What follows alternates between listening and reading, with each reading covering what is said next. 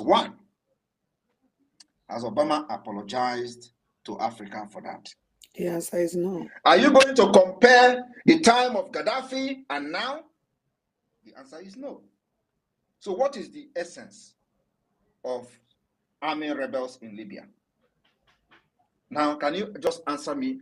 Can can somebody explain the reason for funding army rebels to kill Gaddafi in Libya? It is to destabilize Africa. That is number one. Number two, when the war of Syria started, before the war of Syria started, it is the same thing they did in Libya that they wanted to do in Syria. They funded and armed rebels in Syria. They said, oh, we are not going to go, our ground troop will not go there. So who are you funding? Who are you giving arms to? They don't know. But some of them know who they are. It was from there. Those people that supplied arms to, Obama supplied arms to in Syria, splitted into three.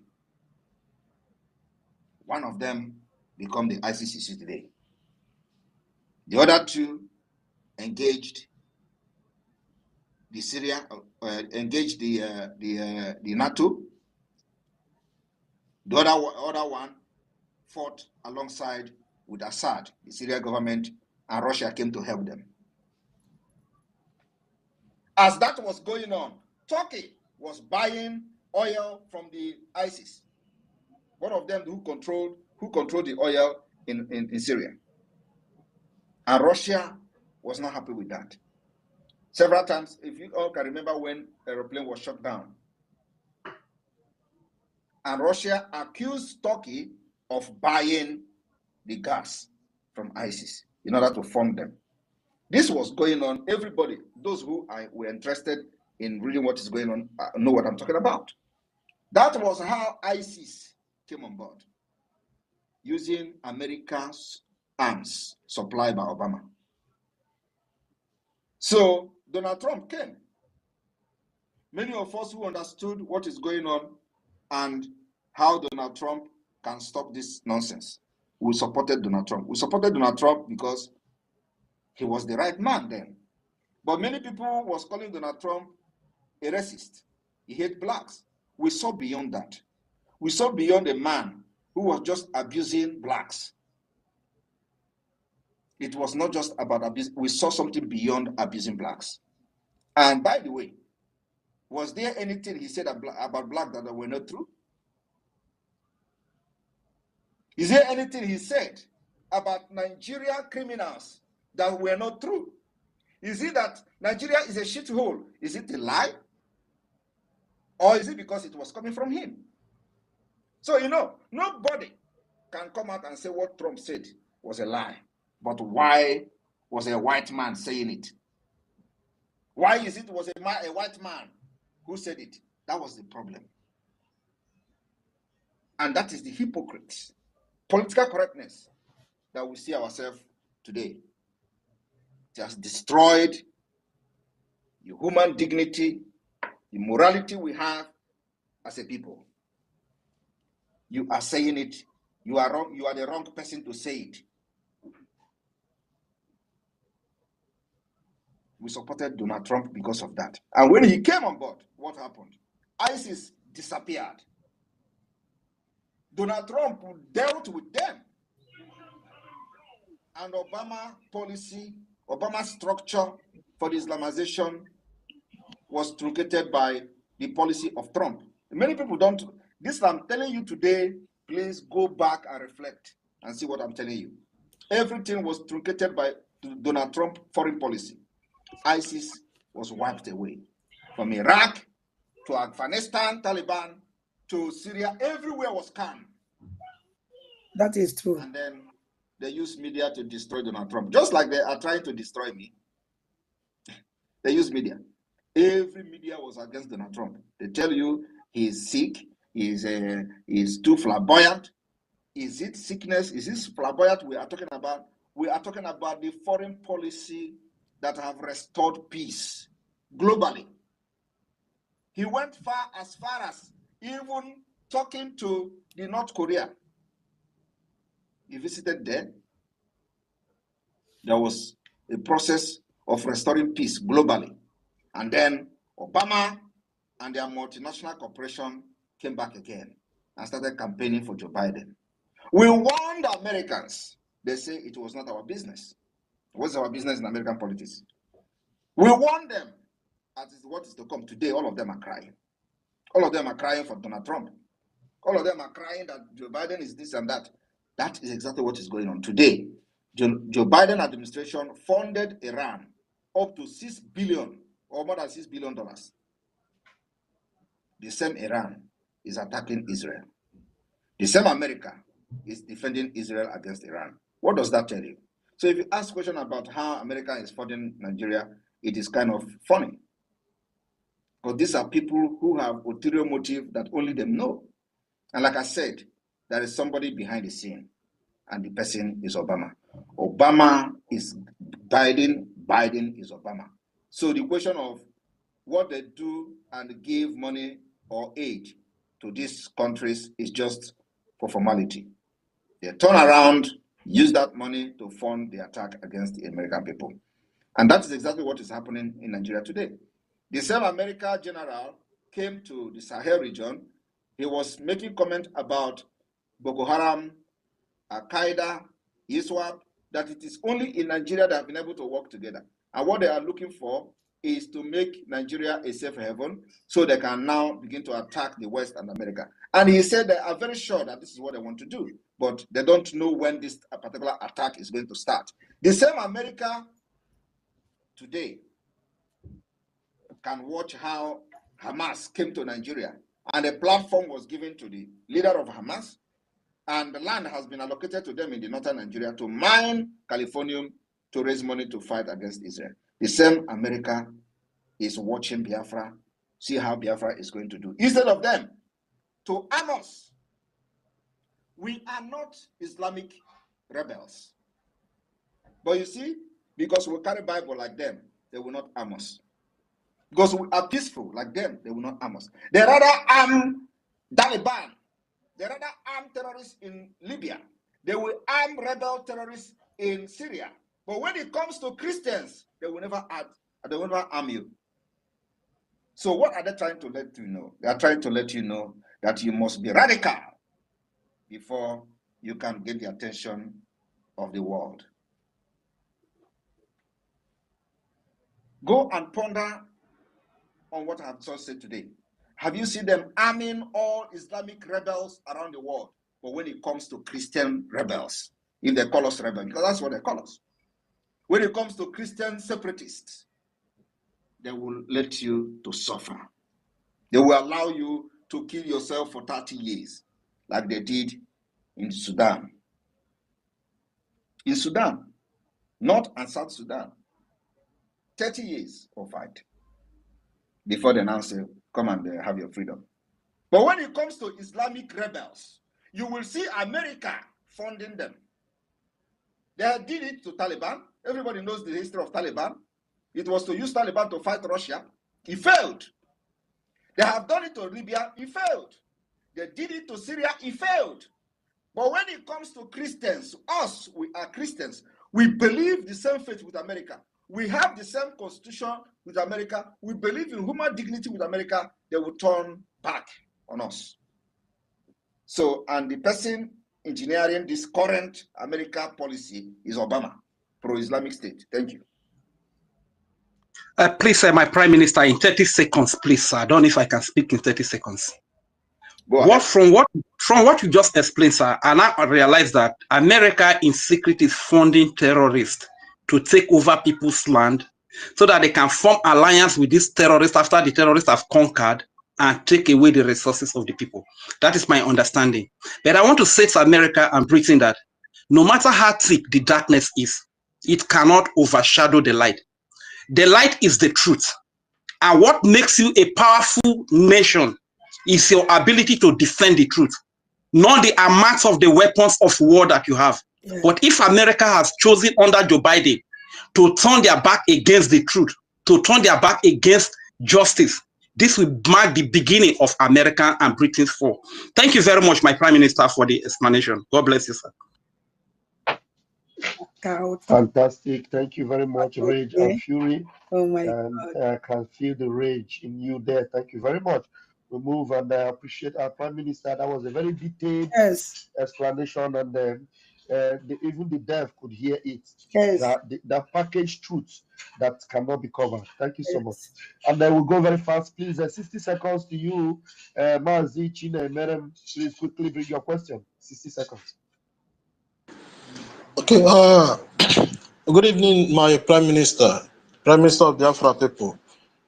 We greet you, sir. We are seeing your handwork, and thank you so much for standing up for this wonderful for our wonderful brothers Israel. And I just want to ask you something, please. Can you please pardon us and tell that people that doesn't know the relationship between Biafra and Israel? Can you please share more light about the relationship between us? Thank you, sir. Thank you very much. As everybody who may, or those who may not understand the relationship between us and Israel, we are the descendant of the Jews, and we are part of the Jews of Africa. A lot of people, a lot of researchers have actually said that Israel came from us, that the Jews came from us, and that we are the original Jews. So there has been a lot of research, and scholar opinion about Biafra, the descendant, the people of the gods. So we are, I would say, the original Jews. And having said that, during the time, even before the Biafra War, the state of Israel participated, although that time they played the double standard of supporting Biafra and at the same time supporting Israel, supporting Nigeria. And I wouldn't blame them, because they worked based on the information available to them as at that time. But now, a lot of secret is out. So they wouldn't do that double standard again. During the time of the Biafra-Nigeria war, over 50 Israeli Jewish organizations supported Biafra, because they have come to understand that indeed we are the people of God, the descendant of Jews, like you have them in Ethiopia. It is only in Biafra land that Nigeria succeeded in ridiculing the Jews, the Biafra people. But in Ethiopia today, for example, they recognized the Ethiopian Jews. But Nigeria and Britain worked tirelessly to ridicule us before any person, before any government in the world. They ridiculed us. They told them very bad things about Biafra, and in quest to silence and block whoever that will wish to help Biafra to gain independence from Nigeria. So the war we are fighting is the most difficult, the most complicated, the most difficult task. And our freedom will come like no other freedom in the history of mankind. That's why we understand the complexity of fighting for our freedom to exit Nigeria. So, in a nutshell, the answer to your question, or to address the people, is that we, the Biafra people, are the people of Jews. And we are the descendant of Jews, and we are the black Jews, just like you have them in Ethiopia. And the Ethiopian Jews, for example, were recognized by the Israeli government, and they can travel to Israel without visa. They are treated just like them, one of them in Israel, but not the people of Biafra, because Nigeria and Britain made it possible to block that particular opportunity and possibility. But we are not going to give up. We know that in time to come, we are not going to look for them, they will look for us. Just like today, as this war is going on, we know that now it is just a technological war where the drone is doing its job. They are firing rockets and all that. But the time will come when they are going to need the ground troop. Biafra will offer them 15,000 men. It may even increase to show that we will never forget our root. Thank you. Okay, thank you so much, sir. I'm so happy with your question. Thank you so much. And I was saying, talking about recognizing Jews in Ethiopia. I also want to tell you, sir, in Aguleri, I'm from Anamu, and I was born and brought up in Aguleri. In Aguleri, there is a place called Enugu Aguleri. That Enugu Aguleri is where Eri was buried. If you want to to our listeners, go to Genesis chapter 46, verse 16. You will see where Bible mentioned Eri left Egypt. So let me not go far from that place. So every year in Aguleri, we celebrate Eri Day. And in that day, Israel people used to come there. Some dwarf people used to do some rituals. And that place that Eri was buried, there is one tree that have three fruits. That is three trinity. That tree grow up where Eri was buried. Thank you, sir. If you want to investigate, go to Aguleri. You will see it there. Thank you so much, my friend. Thank you very much. We know the Eri, and we know the people of God that are, the history is very rich there. But I'm not here to share the history of the Eri kingdom or Eri people in Aguleri and all that. Everybody knows that. But just for the people who don't understand why Biafrans are standing with Israel, we are not actually standing with Israel. We are standing for ourselves because we and Israel are the same. Yes. So it is we were standing with Israel just because we found ourselves in different climes, different country, different zone. So standing with Israel is also standing for ourselves. We can never be wiped away and wiped out of the surface of the earth. Exterminating Israel, annihilating Israel is not the same as annihilating us. Thank you. Thank you, PM. Thank you, Chinemere. Thank you so much. As you go back to listening, and we bring up national opinion. National opinion, your hand is up. Please, 60 seconds. Bring your question.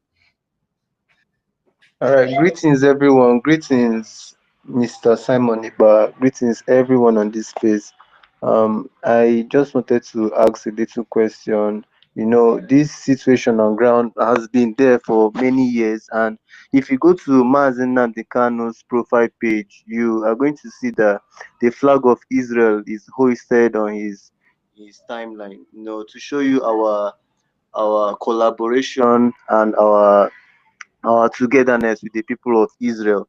So these attacks on Israel has come as a huge shock to us. So my question is, what is our defense mechanism right here in Nigeria? Because we are endangered. If you check last 2 weeks, there were reports of movement of the Shiites in Abuja. They were protesting about the Palestine and the whole distance. So what is our defense mechanism? What defense mechanisms do you think are in place for Biafrans in case of any impending danger? Because that's just I wanted to ask.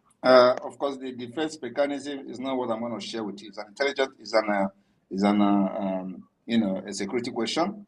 But what I can assure you is that during the time that we're killing us, whenever there is issue with Israel and Palestine, then we do not have Liberation Army. We don't have arms to defend ourselves.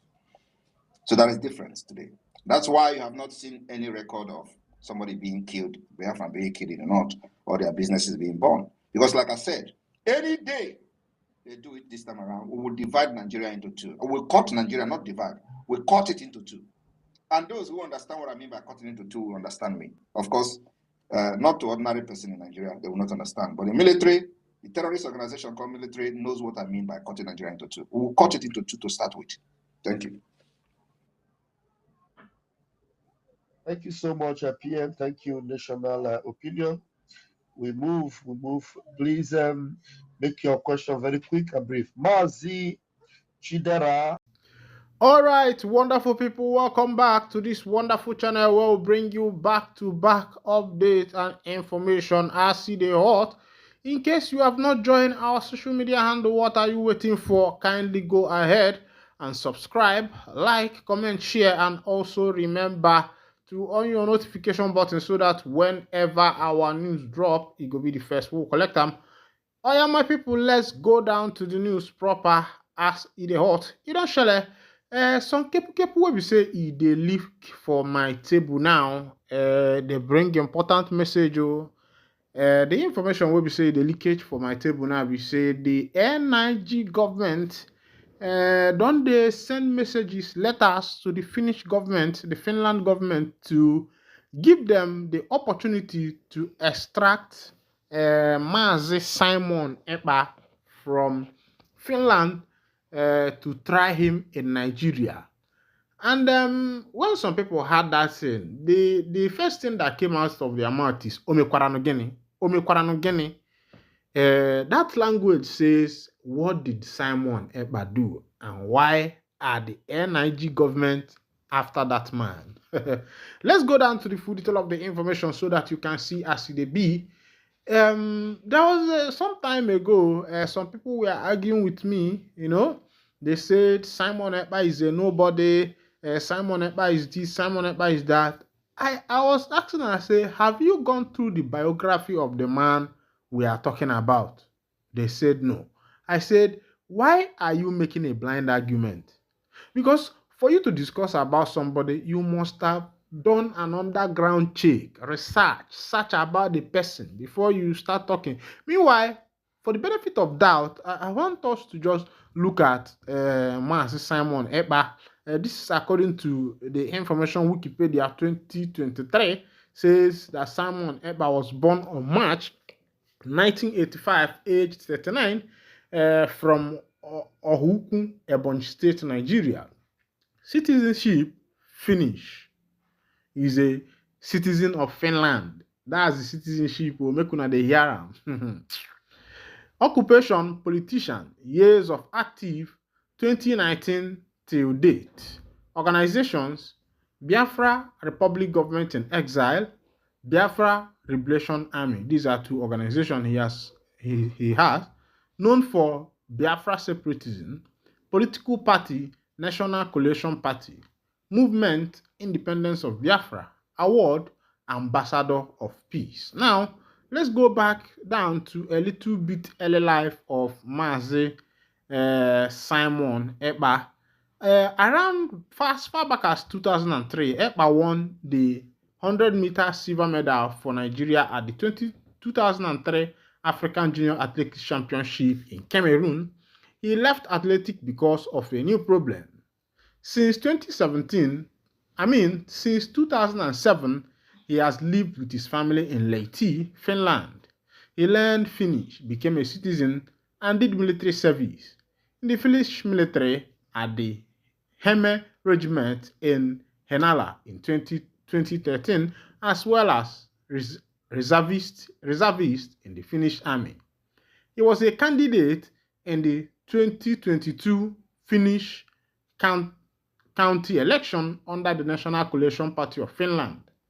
As of 2023, he is a city councillor in Lahti. Make una dey see the kind of man that some people open their mouth and said, that man is nothing, that man is that. Meanwhile, make I cut it short on this side because ndị be anyị si na na-ama atụ ife nwa dị gịnị ọ dị ka ọ dị n'olu. Other information, Kepu don dey land for Ebonyi State, where they have big clash between the men of the NIG police combined team and some unknown men, but some information don dey leak say na the BLA boys na then carry that woto go give NIG them boys and as it dey be. But the main thing wey be say it happen for that place be say some people collected woto woto. As it be, another information just dropped that Kano's judicial saga IPOB demands state of emergency in judicial sector. Say Tiela. They say IPOB don't demand state of emergency for this judicial sector in order to be able to give Mazi Nnamdi Kanu Ohamadike one of Ndigbo justice. And my question is, many prominent people in Nigeria, I'm not in any way saying that Mazi Nnamdi Kanu is not prominent. He is a prominent Igbo man, a promising child of Ndigbo. But what I'm trying to say that the people in power now, look at what is happening in Kano, whereby Emir of Kano, the former Emir, was removed during the government of Buhari and presently replaced him with another one. As it be, presently the government of Tinubu and the government of Kaba in Kano State have also dethroned the present Emir and has installed Sanusi back. Let me take you to what the IPOB members are saying. They say that there should be a state of emergency in judicial sector because of Mazi Nnamdi Kanu. As the news goes, dissatisfied with the Nigerian judicial system, indigenous people of Biafra IPOB on Monday demanded from the Chief Justice of Nigeria, Honorable Justice Olukoyade Ariwola, a state of emergency in judicial sector. Making the demand in an open letter made available to newsmen through her image maker, Emma Powerful, IPOB said it felt compelled to bring to the attention of the Chief Judge the ongoing choreographed perversion of the cause justice taking place in Abuja Court in the case of FGN versus Mazi Nnamdi Kanu. We equally urge your immediate intervention to arrest this ongoing desecration of the rule of law being conducted in full view of the public and civilized world. It is shocking and beyond belief that a High Court judge sitting in Abuja will state boldly in an open court of law and on record that she would not obey or have regard for any determination made by the Supreme Court of Nigeria. It is in its SC judgment in respect of the matter remitted back to her court. Surely, Chief Justice, this is an invitation to judicial anarchy and procedural lawlessness. For the purpose of clarity, we state that the issues determined by the Supreme Court are the premeditated, murderous military invasion of the Isiama Afaruku Ibeku, country home of Mazi Nnamdi Kanu, subsequent fight to safety following the above invasion and bail restoration. On these three issues, the Supreme Court held in their judgment, which was read by Emmanuel Agim, JSC, in open court on 15th December 2023 in what was at the time billed as the lead judgment that the invasion of the home of Mazi Nnamdi Kanu by armed agents of the federal government of Nigeria, comprises of the DSS, military and police, is unlawful, illegal, and contempt of court. These are the exact words used by the Apex Court in Nigeria to describe the conduct of the Nigerian government in the above regard. To make matters worse, according to their lordship in same judgment, the then Attorney General of the Federation, Malami, and the trial judge knew about the illegal and unlawful invasion of the home of Mazi Nnamdi Kanu, yet proceeded to deceive themselves and conceive to revoke the bail earlier granted and issue, in the words of the justice, an unlawful bench warrant. All these words were used in the finding of the Apex Court, which is not only before the trial court, but a matter of public record. Before your retirement, there is an urgent need for you to declare a state of emergency in judicial sector. This should include but not restrict to the restraining of some high court judges on the manner of proper interpretation of judgment, decision, and opinions of superior court of record. My people, now don't see as they happen for that matter. Now the IPOB members, and then they talk this one, they remind the chief judge, say, now who it's better that you declare state of emergency in order to be able to arrest the situation that is prevalent in the Nigerian judicial system. Remember, if you want to talk about Nigeria judicial system and what is in Nigeria judicial system, my brother, I don't think you and I will be able to go today because the judicial system is more like a potted jam to the executive arm of the government. If I should put it this way, that the judicial system of the NIG government is more like a pottage yam to the executive arm, because all the offices, the highest office in the judicial is by appointment. Meanwhile, another section, I will tell you why these people are pottage in the hand of the executive. Because we are told in government in school that the reason for the arms of government is for check and balances. It is for check and balances. I don't know if you're getting the point. It is for checks and balances. Meanwhile, but when it comes to this country as it be, you find out that there is nothing like checks and balances. Everybody is God for themselves. And if you're a president or you're a governor, you lord every other person. Thank you for listening, my people. God bless you. Side, we are surprised for him to have cited those parts of the constitution that he is not supposed to be tried in Nigeria. And that is another falling inside of Pepe Soup for the NIG president, Oga Bola Ahmed Tinubu, because that matter now is getting out of hand, because for Mazi Nnamdi Kano to have cited that particular law, it shows that something is really getting out of hand as it be.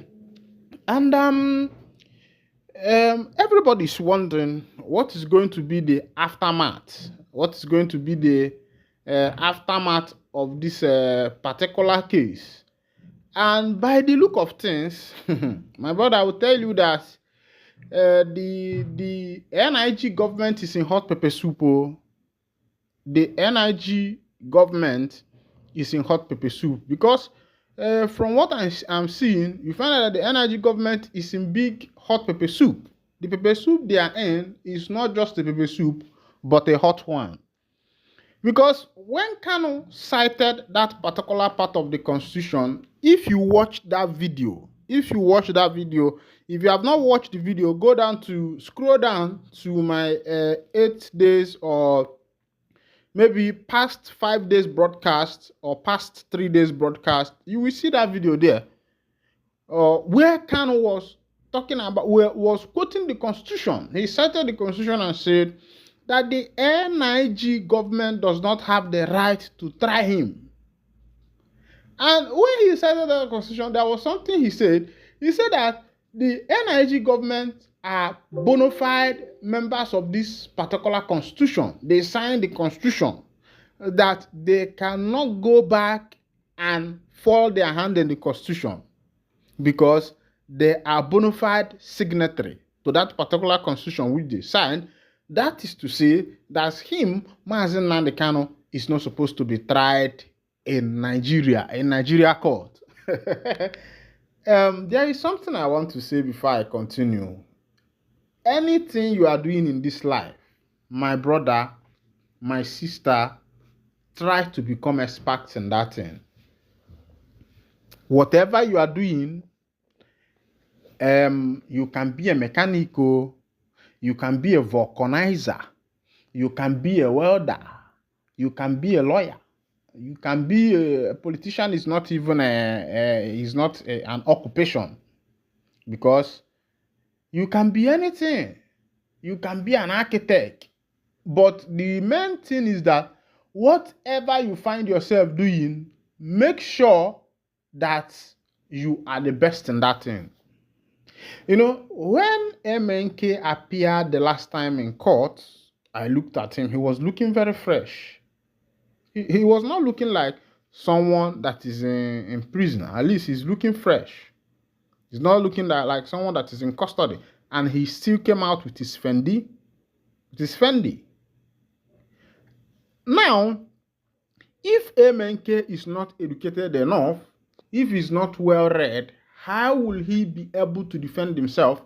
Did you see that Emenke's 2 words have covered everything that the lawyers, we are trying to find out in the past 4 years, or in the past 2 years of this particular case, past 3 years now?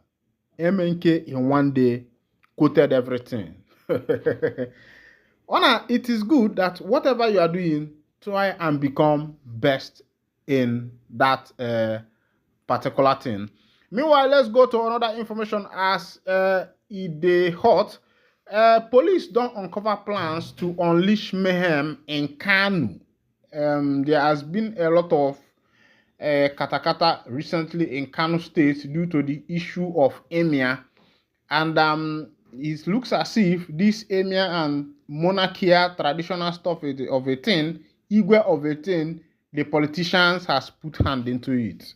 Yes, the politicians have decided to take over people's tradition in Africa in order to be able to control the people, because the present government may want to install their own emir, someone who favors them. The past government also removed the past emir and installed someone who favors them, because they want to have an upper hand of politics in that particular locality. That is what is happening. It happened in Imo State 2008, then during the time of Rocha Sokorocha, where the government allowed a particular number of people to form an autonomous community of their own, and that was what affected Imo State. That particular system of traditional ruling or government at the locality destroyed a lot of things, because Ndi Igbo has their tradition. Ndi Igbo has their sacredness, likewise every other tribe. And when you desecrate this particular sacredness, what uphold the people, what the people are known for, you destroy the people, you destroy the ground, you destroy the foundation, the structure that the ancestors have laid, of which you know that this particular structure tradition has gathered the people for a number of years, for a long time, for a number of years. It has gathered the people for a number of years. And now you see politicians coming just all of a sudden to destroy whatever that has been built. Let's go down to what is particularly happening now in Kano State. I think that this particular scenario is only prevalent in Alibo, but looking at what is happening in Kano, you will find out that politics has come again. Amid the emirship tussle in Kano State, the police have uncovered plans to unleash mayhem in Northwest State. The police commissioner of the state, Husani Gumel, stated this in a press briefing at the government house late on Saturday. According to him, the police and other security agencies have mobilized to take down anyone trying to cause terror in the state. We have uncovered criminal intelligence by some group of people who are considered as enemies of the state, miscreants who are trying to unleash terror in the state by embarking on targeted attacks on locations, particularly the House of Assembly, as well as some privileged locations within the state capital, he said. The police commissioner said the plot has been verified by so many sources. Anybody who wants to test the ground, security has the capacity to deal with the miscreant. We have perfected plans to embark on serious patrol and detection on locations where we are informed by the miscreants are hiding. He added, we are going to embark on a house-to-house search. Anybody who feels he is stronger than the law should try it. Kano will remain safe and nobody can override the decision. The issue of chieftaincy affairs have been perfected by the executive arm of government. We are standing by the law and we are strictly going to enforce the existing law, he added. Governor Abba Kabi had on Thursday dethroned Aminu Ado Bayero and replaced him with Muhammadu Sanusi II, a development that has been met with protest. My people, when I don't see as it happen, now the governor of Kano State now in dethrone the current emir and install the former emir who was also dethroned by the past government. And you can see that this is politics at its peak, politics at its zenith. When politicians tries to play politics with traditions and customs of the people, you will find out that some of these things usually have a bad repercussion in the community and among the people. I think that politicians should try their best to separate politics with the people's tradition. Yes, because if the people's tradition are separated from politics, you will find out that the people will have a voice. The governor is there.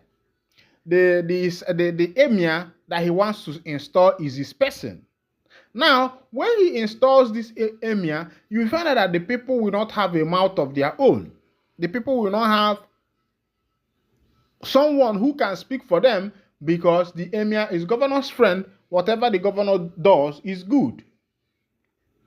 I think politicians should leave all these fundamental things, elementary matters, and focus on building the nation. Africa is falling. Nigeria itself is falling. The northern part, the southern part, the eastern part, the western part is falling. The economy is nothing to write home about. The economy has dwindled. It has gone down, and the government has decided not to look into some of these things. What they are looking into is installing and removing of emir, and also ways of making sure that they oppress the people more and more. Meanwhile, this is where I'll be winding down the curtain. And if this is your first time of joining us on this wonderful channel, kindly go on and subscribe, like, comment, share, and also remember to on your notification button so that whenever our news drop, it will be the first we'll collect them. Thank you for listening. God bless you.